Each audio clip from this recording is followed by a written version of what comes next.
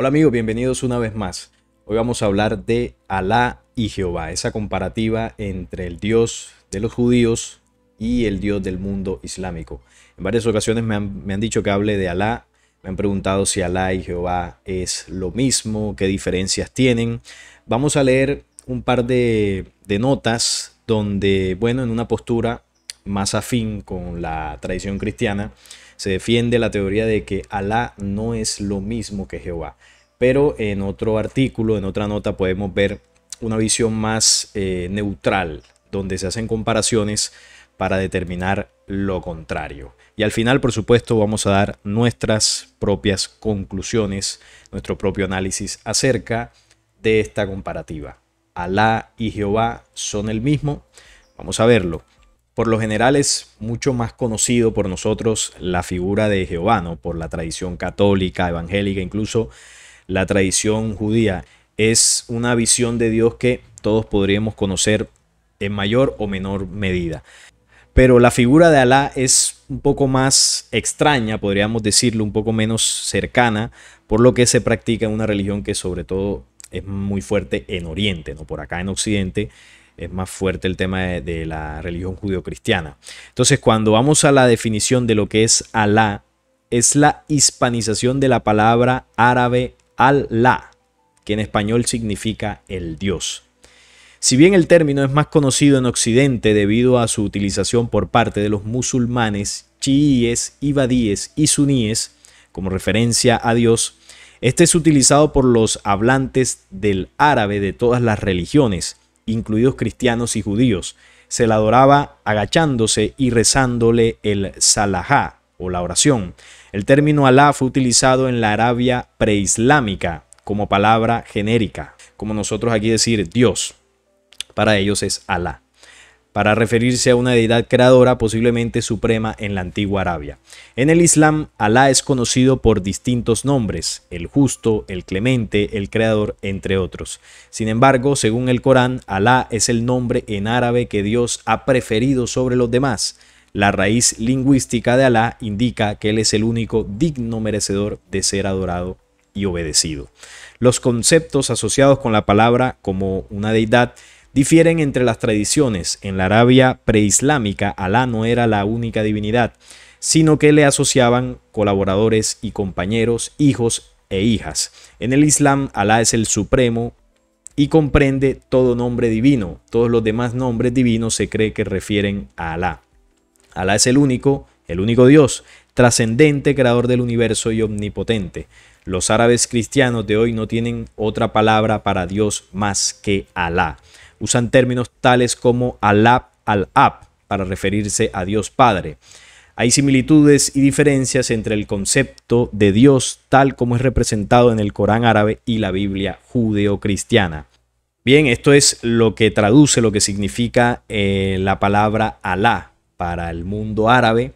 Es la que utilizan para referirse a Dios. Y por supuesto tiene diferencias con la palabra o el nombre que comúnmente se utiliza para llamar a Dios en la tradición judeocristiana, que es Jehová. Eso traduce otras cosas, tiene otra raíz lingüística, otros orígenes, que es completamente diferente a esto. Pero bueno, en el tema de hoy, más allá de los nombres, lo que vamos a hacer es la comparativa para determinar pues, si estos dos personajes, estos dos dioses, son el mismo o si son dos personalidades completamente diferentes. Por acá tenemos esta primera nota que nos dice: ¿pero quién es Alá? ¿Es algo parecido al Dios de la fe cristiana? No, Alá carece de atributos tales como la santidad, gracia y amor. Si comparamos al Dios musulmán con el Dios bíblico, podemos ver que el Islam y el cristianismo tienen totalmente diferentes puntos de vista acerca de Dios, ¿no? La percepción que tienen de Dios. En primer lugar, Alá es un Dios distante con quien nadie puede tener una relación personal en la forma descrita en la Biblia. Pero el Dios de la Biblia desea que los hombres y mujeres tengan una relación personal con Él. Y aquí, bueno, se colocan algunas citas, sobre todo del Nuevo Testamento en Juan. Eso de tener una relación personal con Dios viene de la tradición del Antiguo Testamento. donde Moisés hablaba cara a cara con Jehová, donde se le permitía a los sacerdotes acercársele para tener diálogos con ese ser, ¿no?, que se hacía llamar Jehová. Y en la fe cristiana se promueve eso, nos enseña de que tú puedes tener un diálogo directo con Dios, que Él te habla, tú le pides directamente y ahí puedes tener esa estrecha relación con un Señor, con un ser que te escucha y te envía mensajes. Al parecer, en el Islam, la figura de Dios es un poco más distante, en el sentido de que es un ser superior al cual pues un ser humano común y corriente pues no podría llegar a él, no podría acceder a él. Es una figura completamente divina. En segundo lugar, en esta comparativa, el Dios musulmán tiene carácter y naturaleza diferentes a las del Dios bíblico, a Jehová. Por ejemplo, Alá no es últimamente un Dios de amor, pero la Biblia enseña que el Dios es amor. A lo largo del Corán es subrayado que Alá solamente ama, es decir, es misericordioso con los que son buenos, pero al que no lo es, para con ellos que son malos, Alá pone énfasis repetidamente en que Él no ama al pecador. Es decir, que hace una separación entre aquellos que aman a Dios, son buenas personas y con ellos Alá está, pero con los malos definitivamente los desprecia, no los separa y por lo cual no está con ellos, no está cerca de estas personas perversas. Así el amor de Alá no es el amor del Dios de la Biblia. El Dios bíblico ama al pecador, es decir, sería todo lo contrario. De hecho, Él ama a todos los pecadores, como en Juan 3:16 y Romanos 5 del 1 al 10 lo dice. Tercer punto, Alá es considerado el autor del mal, pero el Dios bíblico no es el autor del mal. Más bien Él es infinitamente santo y justo. Muy limpios son tus ojos para mirar el mal, dice Habacuc 1:13. O sea que, según esta nota, el creador de la maldad desde la tradición musulmana sería Alá. Tendría ahí un papel protagónico, ¿no?, en la existencia del mal. Pero desde el punto de vista de la fe cristiana, Jehová no creó el mal. Fue una rebelión por parte de Lucifer y bueno, de ahí en adelante todo lo que sucedió. Esa sería otra diferencia que marcan los cristianos para sustentar que Alá es un ser diferente.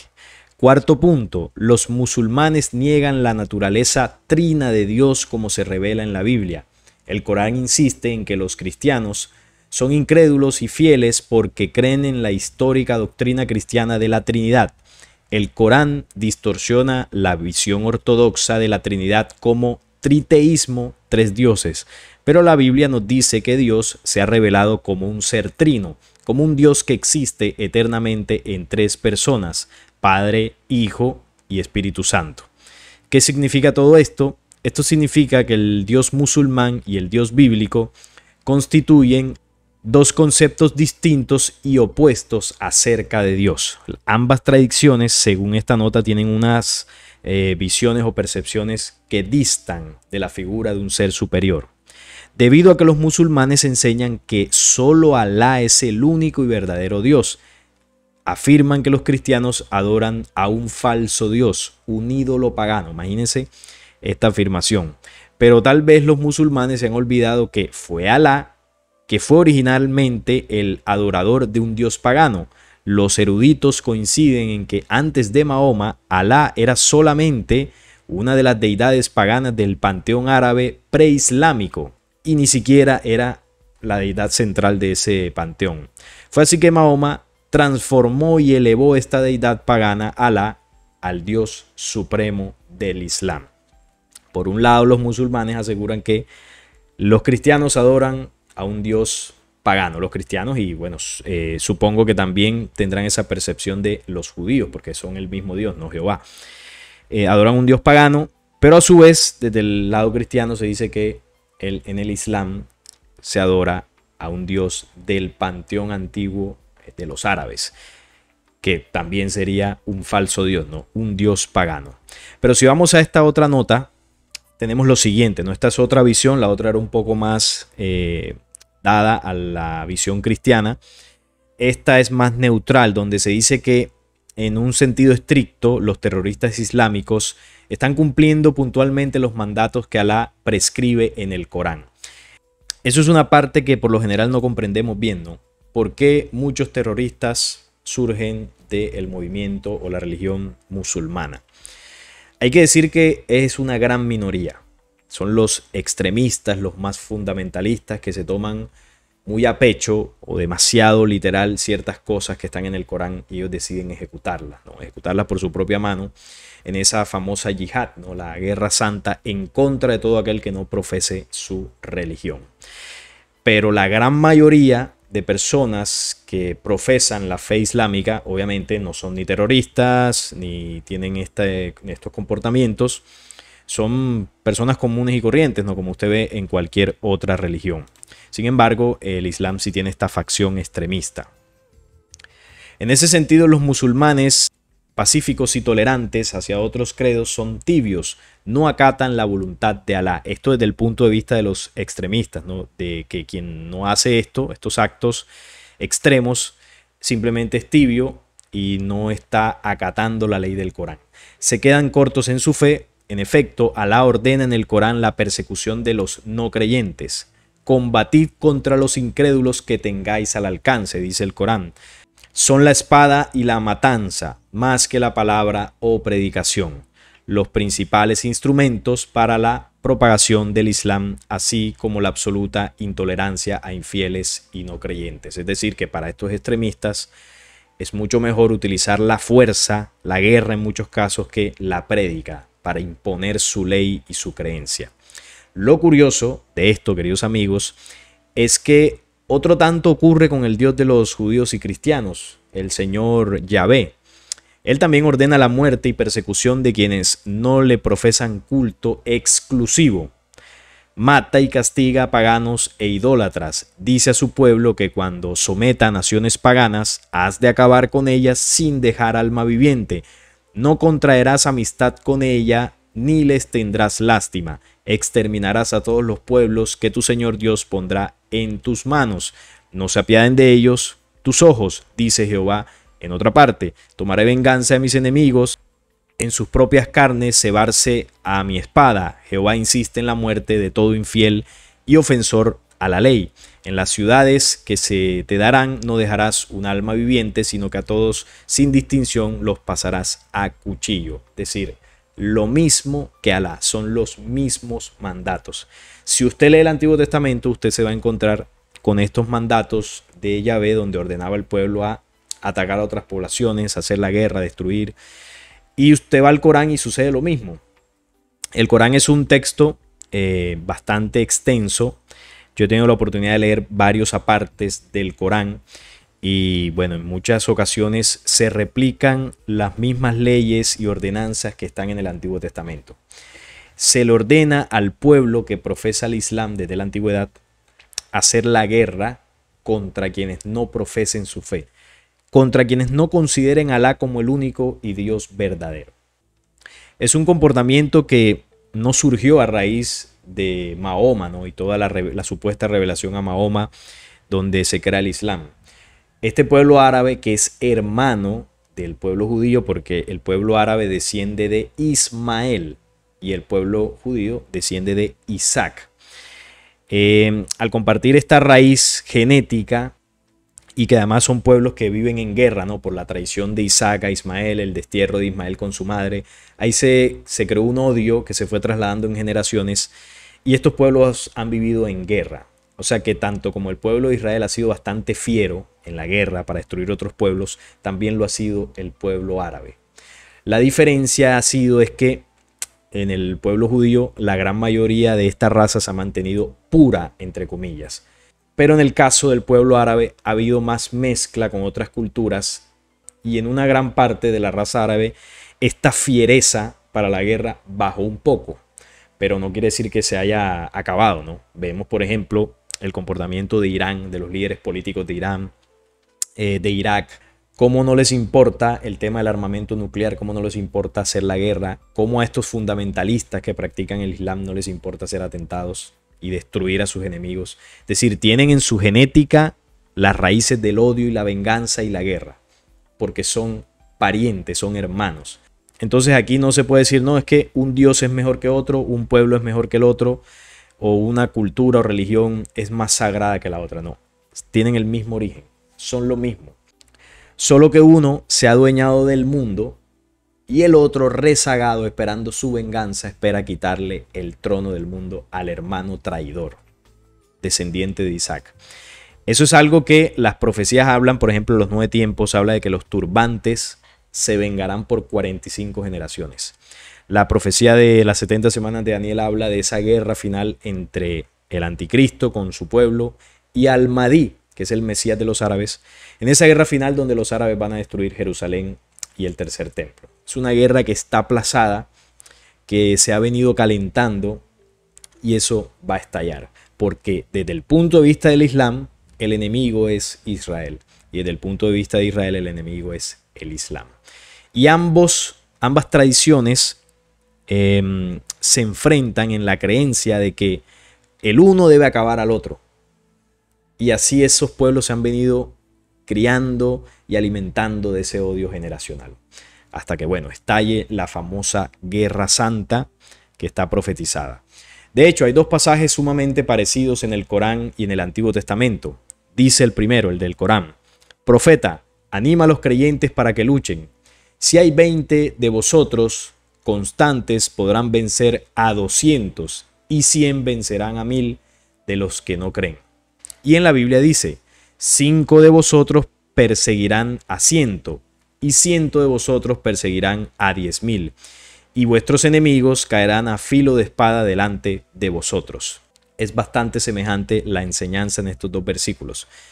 Y es que Jehová y Alá no son dioses de paz, de perdón, reconciliación y amistad, sino de guerra, venganza y muerte y persecución y misericordia de los infieles. Pero considerar a Jehová y Alá como 2 dioses distintos, incluso rivales, refleja gran ignorancia de las escrituras.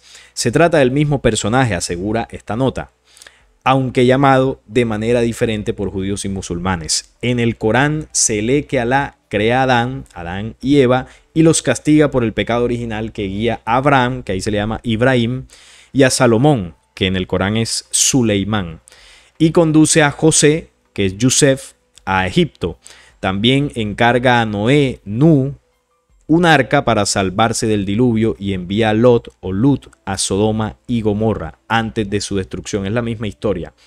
La misma historia redactada en el Corán es la misma historia redactada en la Biblia, solo que en uno es Jehová y el otro es Alá. Y da las leyes a Musa, que en la Biblia es Moisés. Más sorprendente aún es que Alá, igual que Yahvé, es quien engendra a su hijo a través de la Virgen María. Dice el Corán de ella, Mariam, aquella que conservó su virginidad, soplamos en ella parte de nuestro espíritu e hicimos de ella y de su hijo un signo para todos los mundos. Una santísima Trinidad musulmana. En efecto, Alá, a través de su Espíritu Santo, engendra a su hijo en una virgen.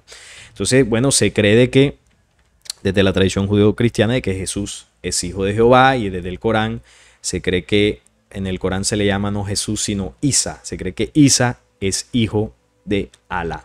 Por supuesto, esto es falso. Esto lo hemos hablado muchas veces aquí en el canal. Jesús no es originario del planeta Tierra. Ni María ni él tienen ascendencia ni judía ni árabe. Eran hombres de las estrellas que encarnaron aquí para ejecutar un plan, que ya lo hemos tocado en algunos videos, como en el tema cuando hablamos de por qué murió Jesús en la cruz, el otro tema que hicimos sobre la diferencia entre Jesús, el Cristo, el Hijo del Hombre, y también en el programa que hicimos sobre el origen del Cristo. En esos 3 videos y en algunos otros más hemos explicado cuál era el plan de que encarnara aquí un hombre llamado Jesús con todo el poderío del Cristo, y quiénes eran los que estaban alrededor de él. En suma, Yahvé es el mismo personaje que Alá, bajo distinto nombre. De Jehová ha dicho el científico Richard Dawkins con razón: el Dios del Antiguo Testamento es el personaje más desagradable de toda ficción, celoso y orgulloso de serlo, cerrado de mente, injusto, severo y obsesionado con el control vengativo, un limpiador étnico, sediento de sangre, un misógino, homófobo, racista, infanticida, genocida y filicida, megalomaníaco, sadomasoquista, caprichoso y un matón malevolente. Otro tanto puede decirse de Alá: porque son el mismo Dios. Cristo enseñó valores y doctrinas radicalmente distintas a las de Jehová Alá: pacifismo, reconciliación, tolerancia, perdón, misericordia, pero la Iglesia Católica y sus diversas ramas cismáticas hicieron caso omiso de tal doctrina y, hasta no hace mucho, siguieron puntualmente la de Jehová Alá, que son la matanza, la intolerancia, la destrucción, organizando las famosas cruzadas, ¿no? Cuánta muerte hubo en esas famosas cruzadas y esa guerra santa, persiguiendo y matando a infieles, herejes, judíos, musulmanes y templarios, enloquecido en el fanatismo religioso que ha generado grandes matanzas y persecuciones en nombre de dioses distintos y rivales que en realidad son el mismo, es lo que afirma esta nota. Ahora, ¿qué podría aportar yo aquí de este tema, ¿no? De que si Alá y Jehová son el mismo? En la primera nota decían que no, que eran totalmente distintos, y en esta dicen que sí, hacen comparaciones y en ambas hay sustentos para decir que no y que sí. Entonces la conclusión o la respuesta podría ser que ambas tienen razón. Y me explico. Me voy a explicar con lo siguiente para mostrar sustento. En esta cita que tenemos aquí se explica muy claramente. Cuando el Apocalipsis 12 habla de que apareció una señal en el cielo, he aquí un dragón escarlata. Entonces aparece un símbolo en el Apocalipsis que está reflejando o nos está mostrando la aparición y la llegada de un programa oscuro al planeta Tierra. Aparece una señal en el cielo, es decir, viene de lo alto una organización negativa con un símbolo muy claro que es el dragón. Como esto no es un dragón literal, no es un monstruo mitológico que llegó a la Tierra, aquí el símbolo nos invita a interpretar que lo que está hablando el Apocalipsis es que realmente el dragón obedece, y eso lo vamos a entender con la cita de abajo, a un grupo o a una organización cuyas características son semejantes a la de un dragón. Por ejemplo, el dragón es un ser reptil.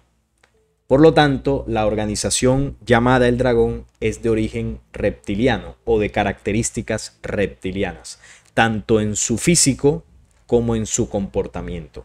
Un dragón es hostil, un dragón es iracundo, un dragón es vengativo, bota fuego consumidor por la boca, es destructivo. Por lo tanto, estas características que tiene el dragón la tendría la organización, un grupo. Una organización es un grupo de seres que tendrían estos mismos comportamientos, ¿no? Hostiles, vengativos, guerreristas, destructivos, totalmente malévolos. Y además el dragón tiene la característica de que tiene alas, puede volar. Por lo tanto, es una organización que tiene la tecnología para surcar los cielos.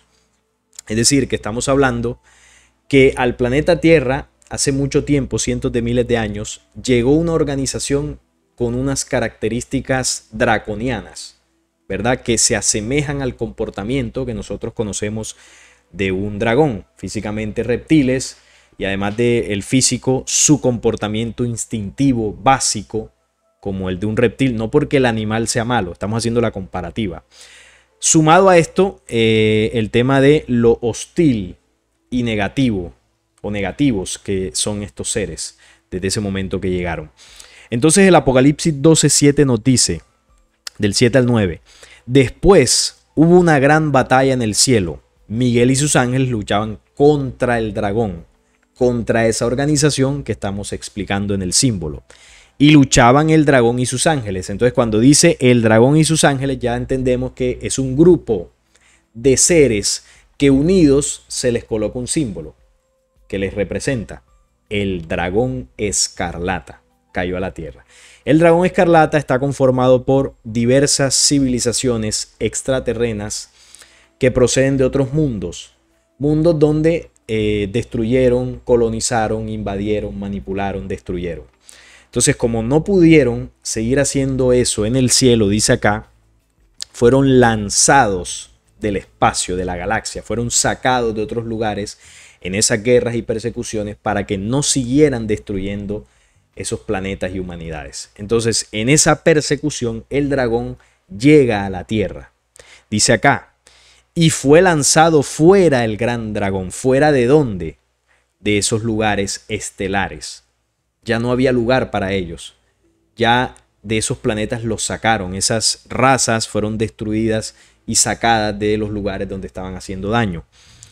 La serpiente antigua, otro símbolo, que es muy parecido al dragón. Es un ser reptil, primitivo, bastante hostil y bueno, cargado de odio. Por eso el símbolo de la serpiente es totalmente adecuado, al igual que el dragón, que se llama Diablo y Satanás. Entonces ya aquí el Apocalipsis nos ubica, nos está diciendo que ese dragón escarlata, esa serpiente antigua que mencionan algunos textos, como el libro secreto de Juan, el libro secreto de Juan le llama Yaldabaoth, es lo que ya a nivel terrestre, a nivel de la humanidad, nosotros le llamamos Diablo y Satanás. ¿A qué le llamamos nosotros Diablo y Satanás? Pues al mal, al señor del mal, al señor que castiga a los impíos y a los malos. Es decir, que hacemos la relación entonces, que esa organización llamada el dragón, que cayó a la tierra como civilizaciones y razas regresivas, negativas, es lo mismo que aquí abajo en la tierra le conocemos como el diablo, Satanás. Y históricamente el diablo ha sido asociado también con características reptiles, con cacho, con cola, con el fuego, que es un ser lleno de odio, de venganza, de guerra. Entonces vemos cómo la figura del diablo también se ajusta a la serpiente antigua y al dragón. Pero todos estos son símbolos para hacer referencia a un grupo, vuelvo y repito, a una organización de razas que llegaron, invadieron y colonizaron el planeta. Entonces nos dice por acá, el cual engaña al mundo entero. O sea, esa organización, cuando fue arrojado a la tierra, con su astucia lo que ha hecho es engañar al mundo entero. ¿Y cuál ha sido el mayor engaño que estos seres han hecho? Hacerse pasar por el Dios verdadero. Y ahora lo vamos a entender. Ese ha sido el mayor engaño. Aún engaña, porque esta frase Apocalipsis la pone en presente, a pesar de que esto fue escrito hace casi 2000 años, ¿no? Eso fue escrito en el 90 más o menos después de Cristo. Y dice, fue arrojado a la tierra y sus ángeles fueron arrojados con él. Esa organización quedó encarcelada en este planeta, derivada de esa persecución. Entonces aquí con nosotros cohabita el mal, cohabitan razas que desde su llegada lo que han hecho es intentar apoderarse del planeta y destruir a la humanidad. Lo intentaron hacer en muchas ocasiones de forma frontal, pero el otro bando llamado Miguel y sus ángeles, que es el símbolo que se utiliza en el Apocalipsis para referirse a humanidades de luz que han perseguido a estos engendros, ellos también han venido aquí en diversas ocasiones y han batallado contra las razas estas negativas y han ido mermando su poder y su fuerza hasta el punto que ya ellos no gobiernan directamente como lo hacían antes en sus templos y se mostraban como dioses y reyes. Ahora pues les tocó esconderse desde hace ya bastante tiempo bajo tierra en muchos casos y su control y dominio es un poco más indirecto, ¿no? A través de razas elegidas, linajes de sangre, y bueno, de ese tema también hemos hablado muchas veces. Entonces, cuando hablamos del dragón y sus ángeles, tenemos que hablar de esto. Diversos dioses y culturas. Horus, Anubis, Isis, Zeus, Moloch, Vishnu, Brahma, Kali, Marduk, Azazel, entre otros. Y aquí podemos meter a Jehová, Alá, y bueno, todos los dioses que usted se puede imaginar de la antigüedad, que tenían los mismos comportamientos. ¿Cuáles son los comportamientos? Adoración en templos, petición de sacrificios, ofrendas, daban bendiciones, pedían total creencia y adoración exclusiva a ellos, hacían la guerra, daban leyes, mandamientos. Ese patrón se cumple en todos estos dioses. ¿Por qué? Porque todos estos personajes que ustedes ven aquí son los dioses extraterrenos que en la Biblia y en muchos otros textos se han llamado Elohim, son los ángeles, y Nefilim, los demonios, que vinieron en nubes o carros de fuego desde la antigüedad. Los famosos Elohim o Nefilim pertenecen a la misma organización oscura. No es que los Elohim son ángeles de luz, no. Los Elohim son la facción positiva, entre comillas, de esta oscura organización. Y los Nefilim, pues sí son los más negativos, que además también Los famosos gigantes, hicimos un video también hablando sobre la verdad de los Nefilim, son el resultado, ¿no?, de la mezcla de los Nefilim con los humanos, y aquí generaron su descendencia, ¿no?, sus semidioses gigantes que habla el Génesis 6, que también son Nefilim. Entonces estos seres son los dioses del pasado, dioses extraterrenos que venían en bolas de fuego, en carros de fuego, en platillos volantes, en los famosos vimanas, y con su tecnología y castigos amedrantaban a los pueblos antiguos. Esa es la razón por la cual desde la antigüedad existen las religiones. Las religiones nacieron en torno a estos seres. Entonces Jehová y Alá son el mismo. Quizás no, pero lo que sí es cierto es que pertenecen al mismo grupo de estos seres caídos. Por lo tanto, si no son el mismo, al pertenecer a este mismo grupo, hacen parte de la misma organización oscura. Por eso sus comportamientos son iguales. Esa puede ser una posibilidad. Y la otra es que sí sean el mismo. Sean el mismo ser que puso a pelear a dos pueblos y resulta que él se hizo adorar por esos dos mismos pueblos que él puso a pelear. Ambas posibilidades da lo mismo, porque sean el mismo ser o sean dos seres distintos, pertenecen a este mismo grupo llamado el Dragón Escarlata, la organización oscura que cayó al planeta Tierra. Entonces entendemos por qué estos dos pueblos hacen la guerra, se matan entre sí, quieren dominar el mundo, quieren vengarse. Ya lo hemos visto históricamente en sus libros sagrados y bueno, y es un comportamiento que ha permanecido. Estos son algunos de los textos y evidencias que desde la antigüedad narran los contactos de estos dioses con el humano terrestre. El Mahabharata, el Kanchur, el Popol Vuh, el Ramayana, las tablas sagradas de los Hopi, los textos del Qur'an, la Biblia y el poema de Gilgamesh, con el tema de los Anunnaki, que hacen parte también de este mismo grupo de seres caídos. Los Anunnakis eran reptilianos, eran gigantes también, y también dejaron su legado de historia en Sumeria, que si usted la compara con la del Génesis, con la del Corán, es lo mismo.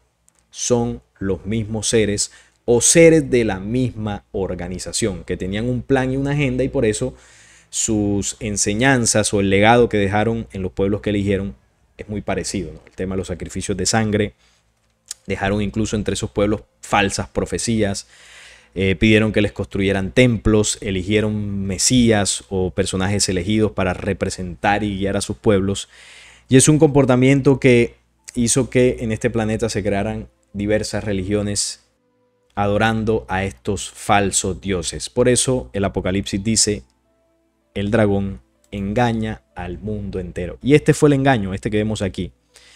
Distintos dioses haciéndose pasar por el verdadero en todos los pueblos de la tierra. Ese fue el mayor engaño que este programa oscuro hizo en contra de la humanidad terrestre. Y hasta el día de hoy, nosotros como humanidad desafortunadamente tenemos una percepción equivocada de Dios.